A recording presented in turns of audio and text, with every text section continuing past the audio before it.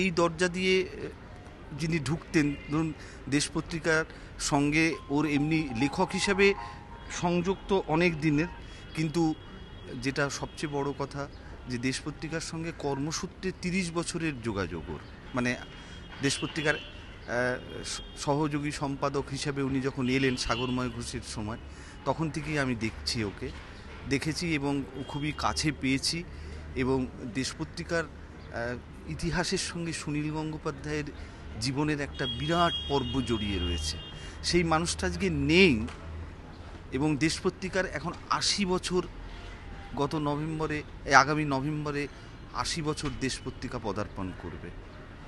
এই 80 বছর উপলক্ষে সুনীল গঙ্গোপাধ্যায় আমাদের সঙ্গে নেই, এই নির্মম সত্যটাকে আমি নিজে থেকে মেনে নিতে পারছি না।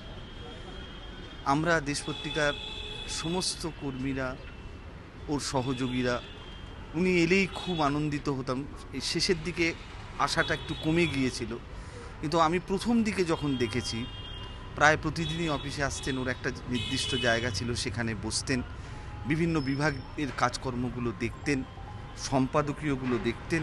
এই সব মিলিয়ে একটা সুনীল গাঙ্গুলির উপস্থিতিটাই দেশে আমাদের উৎসাহিত করত, প্রাণিত করত। আর ওই রকম